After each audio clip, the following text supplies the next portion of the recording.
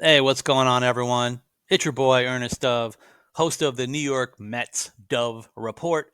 Also, I'm a part of Sports Wire Radio. That's SPORTZ, wireradio.org. And also, sometimes a contributor to maxmets.blogspot.com. You can also find me on X. Just use my name, Ernest Dove, as well as obviously even search my name on YouTube for future videos. And also, before I begin this show, which I want to spend this segment talking about Mets minor league camp, or they have it called Top Gun for the Arms. So this is basically going to be an arms special for Mets minor league talk, along with some other guys and other pitchers that are at the St. Lucie Mets complex, where they just finished up a version of a camp. I believe they're all back home, so hopefully everyone's back home safe. But before I begin, I also want to give a big shout out to Eli Schwartzblatt and Jared Gould. Thank you so much for being listeners and supporters of the show.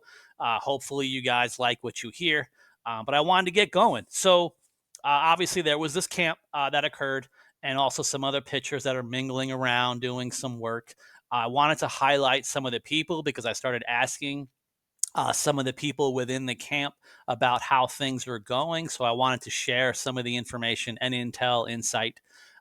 First and foremost, obviously, it's camp, it's spring, everyone feels amazing. So let me get the general talk out of the way because it's still positive news.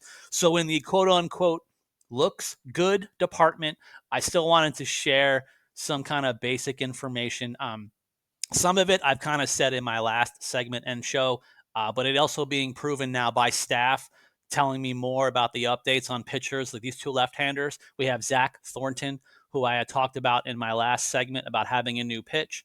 So people within the camp this past week, the past weeks, they had said really good things about Zach Thornton, about how he looks now with some of the upgraded stuff. So, hey, maybe shout out to the pitching lab, shout out to player development and coaching.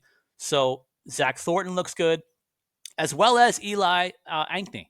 Eli Ankney is that lefty 20th round pick that I had mentioned in the last segment. He's coming off Tommy John surgery. We're at that like time frame right around the 12-month mark, I believe. So it's kind of one of those things. He's just getting back into the fold. The coaches said they're very excited about him. Looks like could be one of those, hopefully, right? Very healthy, hopefully high rising lefty relievers that the Mets could possibly count on. Again, these are both lefties. Not really 100% sure where they want to go with Zach Thornton as far as starter versus reliever, but Eli Ankney should definitely, in my opinion, obviously be a reliever going forward. So the Mets are excited about how he looks, even physically, getting geared towards the start of this season. As I reported in my last segment for Eli Ankney, I'm not really 100% sure if he's going to break camp day one, minor league opening day on the active roster. So if you don't see him on an affiliate active roster the first week, please don't freak out. I believe that might also just be more of a time frame thing based on his progression. But again, in this camp in St. Lucie in January, going into February, he looked really good, and the coaches are excited to see about some of his adjustments because he was actually making multiple adjustments last year. So since turning pro, they had changed multiple pitches for Eli Ankney, and it sounds like they were tightening them up. They made a big kind of switch of sorts to the hard slider for this year. So let's see how all this rounds out. Uh, Got to talk about the big dogs. Nothing's very specific or detailed. But when I asked, I basically probably got the Captain Obvious question that Brandon Sproat, Nolan McLean, and Jonah Tong all had, good, positive, strong camps. So please take that for what it's worth. But I was talking with the source and mentioning some of the higher ups now. Speaking with some of the higher ups in the Mets organization, they seem to have these two as the top three. Only people like me are going to rank human beings. Shout out Teddy. The Mets are really not going to, these people, they're not going to rank humans. So, but it sounds like the top three would be McLean, Tong, and Sproat. And at least camp wise, workout wise, training wise, they looked the part in camp. So they're just as excited as I am, and even some of the higher ups. So again, those might be the main guys, at least heading into the season. As you all know, anything can happen once things start rolling, and other guys can start making a name for themselves. The other guy to mention, just for physically being there, I almost apologize at this point for sarcastically making like super jokes about Matt Allen being alive. Again, I just wanted to reconfirm with the people within the Mets camp that he's alive and well, and he's really strong and looks the part, looks really good during this kind of camp. Now, again, I'm being honest with Eli Ankney. I'm hoping he starts really soon. As far as Matt Allen, I wasn't. No information was being disclosed to me for obvious reasons as far as the medical situation and his progression or forms of rehab. I don't have a time frame or a timetable when Matt Allen will be pitching. I don't know if it'll be opening day. I don't know, obviously, at some point during the season. All I know is that physically in camp, the staff in the camp are super excited about Matt Allen, saying he looks really good right now. So they're excited to get him going. Even speaking with the higher ups a few weeks ago, they basically said we would love the idea of Matt Allen at this point. They're actually literally rooting for him. So it's a positive sign that I'm going to take. So be on the lookout for even Matt Allen finally getting back on the horse of sorts. And again, just kind of good things. Looks great in camp. Always take it for what it's worth. But I'm excited about the guy years later. He deserves this shot. Uh, I'm always about the surprises in camp. I believe even last year, springtime, I started kind of sniffing around to see who would be a surprise, who's not in the top 10, 20. And I started getting names like Paul Gervais and Tyler Stewart last camp. I would like to think pat on the back of sorts. They ended up having some really good seasons overall.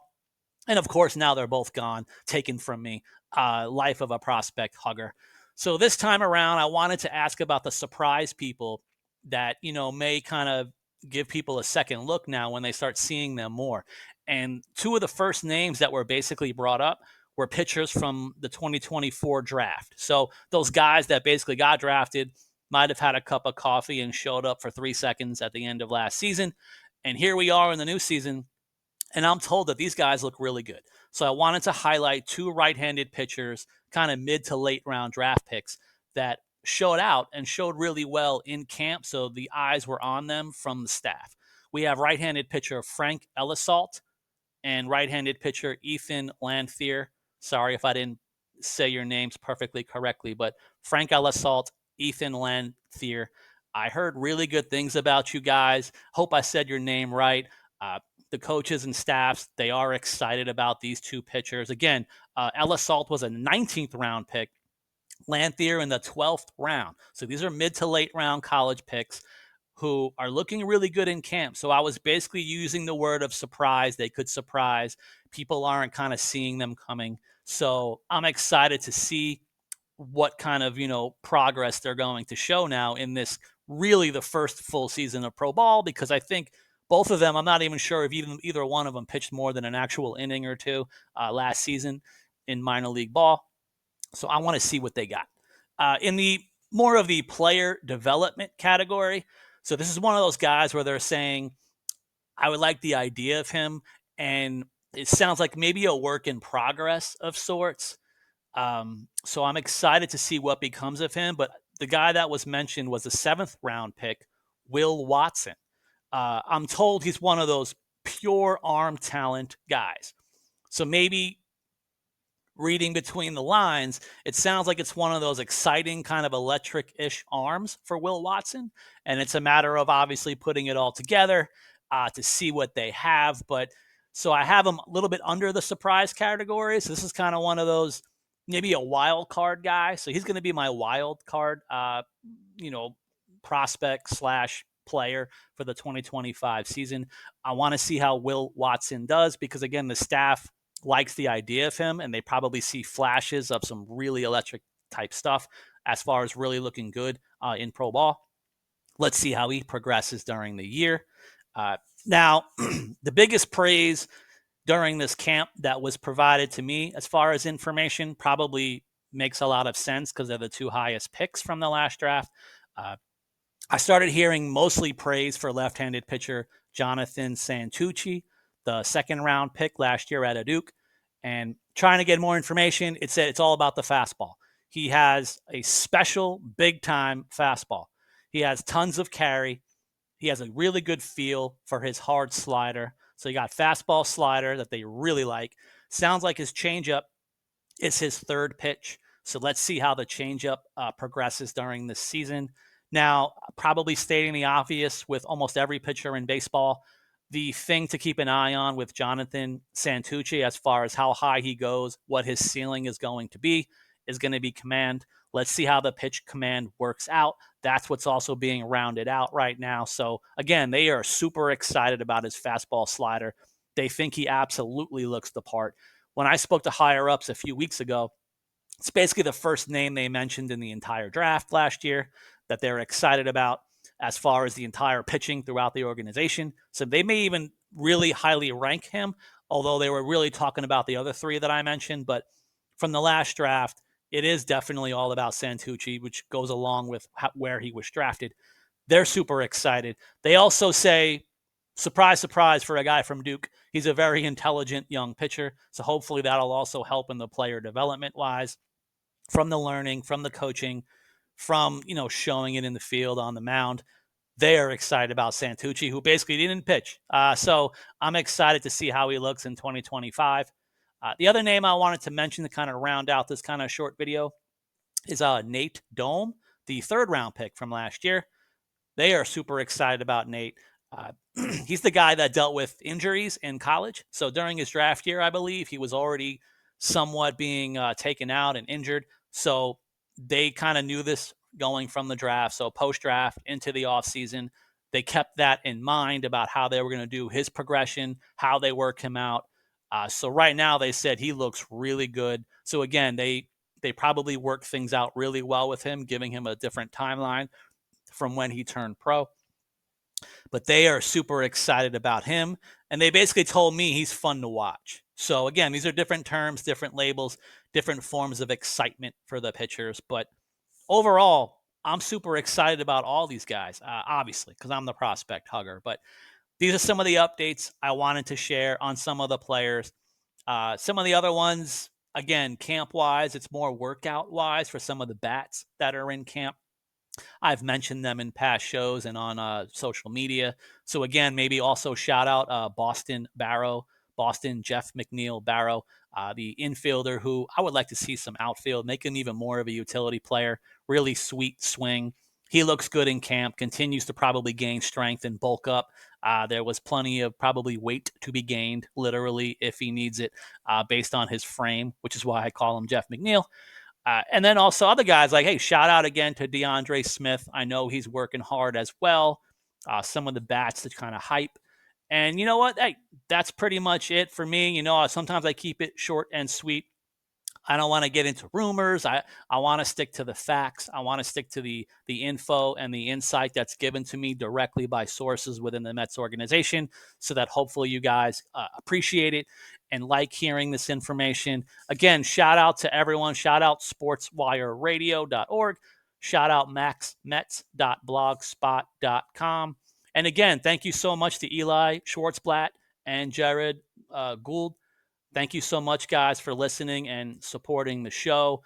I'll keep trying to do my best to provide as much information as possible going forward.